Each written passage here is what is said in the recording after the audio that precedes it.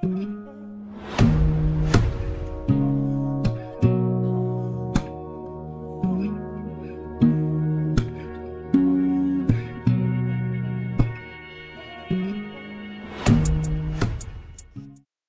guys, welcome back. Today we're on chapter 16, published March 26, 2022. Chapter 16. In Alcoholics Anonymous, there's an expression, a head full of AA with a belly full of booze, meaning that if you drink again after a period of sobriety, it will never be the same again. AA will ruin your drinking. It describes my state then perfectly, only it was a soul full of awareness with a human full of struggle. My love had gone again. I had experienced this huge awakening, but anger crept back into my heart. I was mad at him for not growing fast enough. I was mad at what became of my cousin. I was mad at my job. I didn't consciously know at the time that I was learning about integration, knowing my shadow, while also emerging my light. We would be apart this time for almost 3 years. In these 3 years, 3 people who were of great importance to me would face cancer. Only one would survive. I applied for a job at a greenhouse and said deuces to corporate America. It felt incredible to be out of that cubicle. To get my hands dirty and be surrounded by life was both grounding and uplifting. The trajectory of my life was instantly changed and would be furthermore, as this is where I found Rena. Rena, a name meaning melody. This makes me giggle looking back. She was more of a discord when we first met, a real-life hurricane. She really was. I've known Rena for exactly 2 years. When she asked me to write her eulogy, I wasn't sure that I was qualified, but felt highly honored to do so. In these 2 years, I witnessed a transformation take place in her that leaves me in awe. It is my aim to articulate this to the people she loves as true to the experience as possible. It was the first day of spring when we met. I was hired to train to be a plug grower at a local greenhouse. Rena was the plug grower I would be training under. In the interview, the manager cautioned me that she was a tough one. I found out soon enough that he wasn't lying. Rena was a phenomenal grower. It was obvious that she loved the art and nurturing aspects of the job. It was beautiful to catch her lost, feeling her creative urges with her guard completely down. There were touches of Rena everywhere. Planters in the office, in the chemical room, various places outside. We would sneak out to work in the front gardens every chance we got. And we always got in trouble. She loved to be surrounded by beauty. The way she expressed herself in this way was a gift that made a difference. It truly mattered. One day we were planting pansies, and I told Rena that I never understood the appeal of them, that they were so blah. She looked at me blankly for a moment, then turned to the flower. She put her finger under one single petal and gazed at it for a time. The way she looked at that petal was poetry in itself. It's like God picked up a paintbrush and deliberately added each detail himself, she said. In hindsight, I wonder if she saw herself in them, with their strength and resilience. I'll never see a pansy the same way again. It wasn't always so easy between us. Initially, Rena had a lot of anger and aggression, and an armor she wore as if every day she was going to war. She protected herself thoroughly from outsiders, from pain, from getting too close, not realizing then that the battle stemmed from within. We bumped heads a number of times, ego to ego. One day, in the midst of her armor to mine, something big happened that can only be described as divine intervention. Beneath her anger was such pain. She had experienced so much pain that her life had become one of survival, as had mine. She never actually meant to hurt anyone, quite the opposite. She was just protecting herself and living life the best she could at that time. Our relationship instantly changed. This was the beginning of a bond and of a love that I never saw coming. They say that pain is the touchstone to all spiritual growth. I can attest to this from my own suffering, but never had I seen it so clear as with Rena. Her soul has left this world a being changed for the better, and I will be forever changed for having witnessed it. Slowly, piece by piece, the armor came off, and miraculous things started to happen.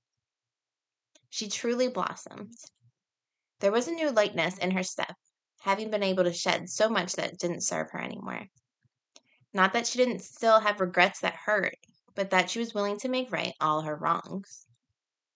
She was so kind that she would approach strangers in distress, offering help or a hug, in spite of what people thought about her. She secretly gave clothing and food to people that she knew didn't have any. She made people cry on numerous occasions by telling them the good she saw in them. Slowly but surely, she became fearless with her heart. She wished that everyone could awaken the way that she did and taste the serenity that comes as a result. She wished that others could see that in this way, our pain is our greatest gift. Those that hurt us the most are our greatest teachers, and that's something to be grateful for. But in order to realize this, we have to look within and be willing to heal our wounds, recognizing all the while that it will always be about progress, never perfection.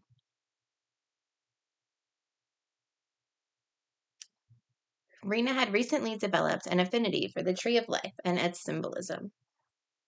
Upon some simple research, I have discovered the following. The tree of life is a symbol of a deep connection to all things. We are not out here on our own. We depend on each other in order to grow.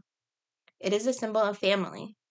Seeds grow, branch out, and create fruit that will give new life. It is a symbol of our expansion as unique individuals.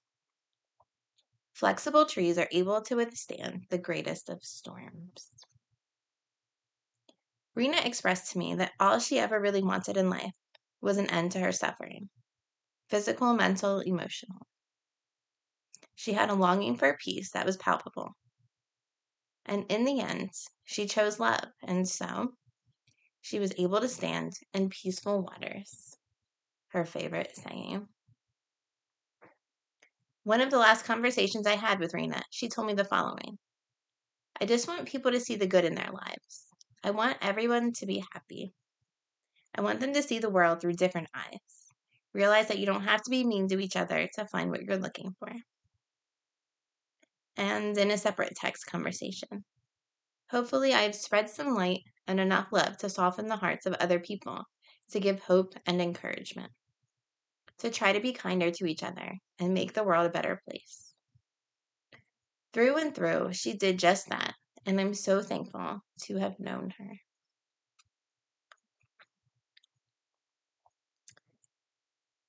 Oh, my dear buddy, this is what we called each other. Her husband was dying of lung cancer. Her plan was to move back to Indiana to be with her children. That's why I was replacing her. But in the midst of this, she was diagnosed with pancreatic cancer. She had no one else here. I took her to all her appointments. I didn't want her to be alone. A part of me hoping that someone would do the same for my mother, who now lives across the world, should she need it. Thank you, buddy.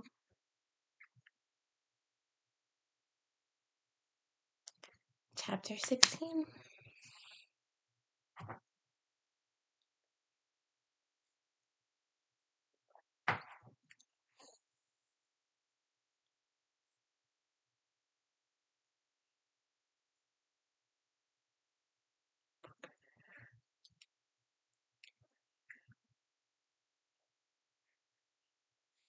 It's a chapter that feels good to me now. And just how amazing life can be, and these unexpected friendships and connections that we make with people.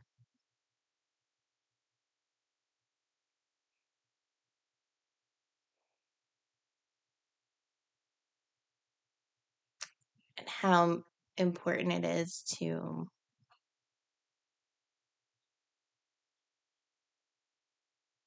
be available for relationships and not get lost in the details of life, and to remember as much as possible what matters, and how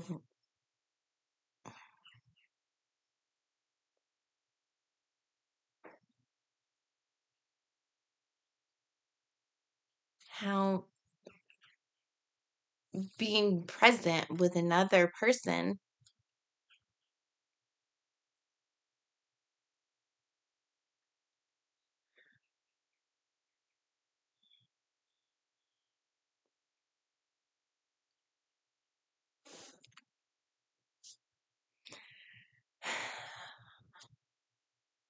I don't know how to say these things sometimes, but I have found at 41 years old that relationships have been the most important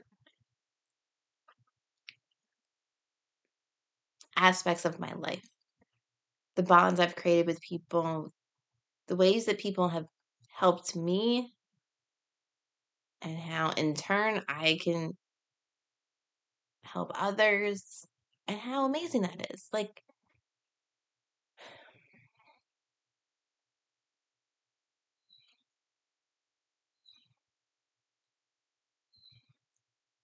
I think at the end of life, that's that's what we hold on to. I don't think I'll be asking my daughter, is her room clean at the end of my life? I think I would like to embrace knowing that I was present for her and gave her a soft place to fall in this crazy, crazy world.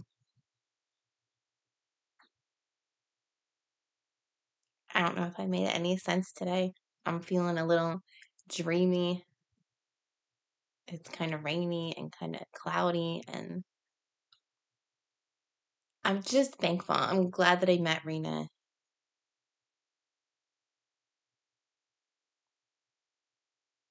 and thankful for that whole experience. So, thanks for coming back again. We'll see you next week. Chapter 17.